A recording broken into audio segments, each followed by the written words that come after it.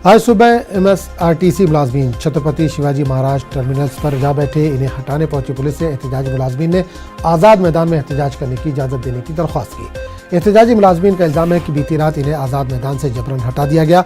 ख्याल है कि MSRTC मुलाजमीन अपनी मांगों को लेकर कई महीनों से आज़ाद मैदान में धरने पर बैठे थे, लेकिन शरद पवार पर हुए हंगामे के बाद इन्हें आज़ाद मैदान से हटा दिया गया। इस वाक़े के बाद 100 से ज़्यादा मुलाजमीन के खिलाफ मुकदमा दर्ज कर लिया गया। उनके वकील को भी गिरफ्तार कर लिया गया है।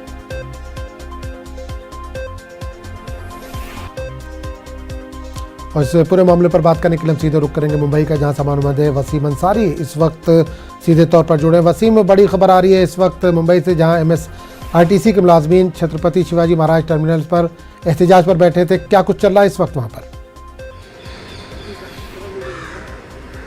देखिए, पिछले 5 महीने से महाराष्ट्र में लगातार जो एसटी कर्मचारी हैं अपनी मांगों को लेकर अड़े हुए थे। उनका साफ तौर पे कहना था कि सरकार उन्हें जो एसटी के जो कर्मचारी हैं जो उनको हक था वो देना चाहिए, लेकिन अब तक उनकी ये बातें पूरी नहीं हुई। कई ऐसे एसटी कर्मचारी हैं जो एक बार फिर ड्यूटी पर लौट चुके हैं, लेकिन अब भी कई ऐसे हैं जो ड्यूटी पर नहीं लौटे। सरकार की तरफ से अल्टीमेटम दिया गया था, 20 अप्रैल का वक्त दिया गया था। हाई कोर्ट में पूरा मामला चल रहा था। उस दौरान साफ तौर पे कहा गया है कि जो भी एसटी कर्मचारी नहीं पहुंचता है तो उन्हें हटा दिया जाए। उसके बदले सरकार किसी भी तरीके से दूसरे कर्मचारियों को या फिर अपॉइंटमेंट कर सकती है, इस तरह के निर्देश आए।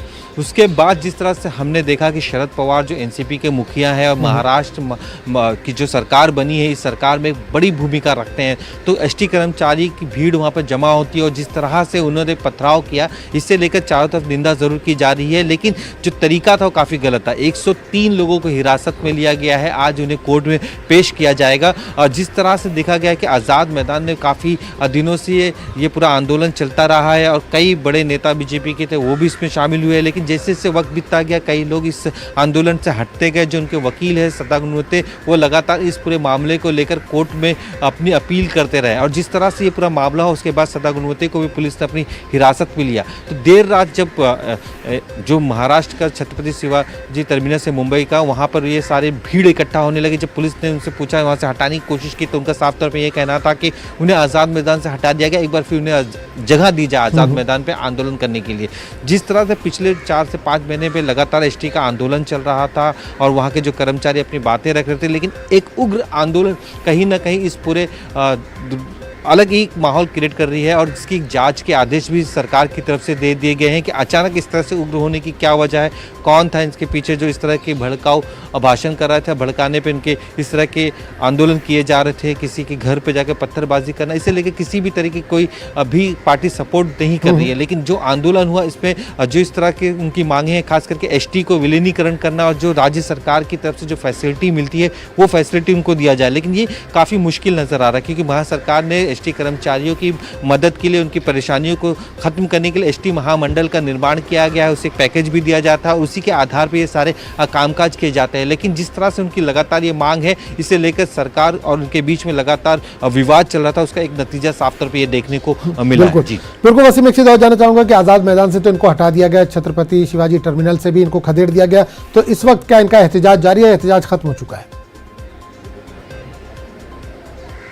देखिए, अभी तक पूरी तरीके से ये पूरा जो आंदोलन खत्म नहीं हुआ कि इसकी वजह साफ तौर पे ये कि महज सिर्फ मुंबई के आज़ाद मैदान में इनका आंदोलन चल रहा था, ऐसा नहीं है। कई लोग महाराष्ट्र के कोने कोने से आज़ाद मैदान में रहते हैं। महाराष्ट्र के जो दूसरे इलाके हैं उन इलाकों में भी अलग अलग जगहों पे एसटी कर्मचारियों का आंदोलन चल रहा था और जिस तरह से पूरी घटना उसका पुलिस ने सेफ्टी के लिए उन्हें ज़रूर हटाया है, लेकिन फिर भी वो यहाँ से गए नहीं है और ये जो आंदोलन है एक अलग रूपरेखा ना ले तो हो सकता है कि एसटी कर्मचारियों के इस आंदोलन की भीड़ सड़कों पर ना उतरे। ये देखते हैं फिर से आज़ाद मैदान में उन्हें जगह दी जा सकती है। लेकिन जिस तरह से ये पूरा आंदोलन हुआ और आज जो इस तरह से कोर्ट में जो 103 लोगों को हिरासत में लिया गया, जिसमें कुछ महिलाएं भी हैं, उन्हें कोर्ट में पेश किया जाएगा, उसके बाद ही इस पूरे मामले पे आगे की रणनीति तय की जाएगी कि आंदोलन करने वाले को जगह देना है या फिर जिस तरह से लॉ एंड ऑर्डर।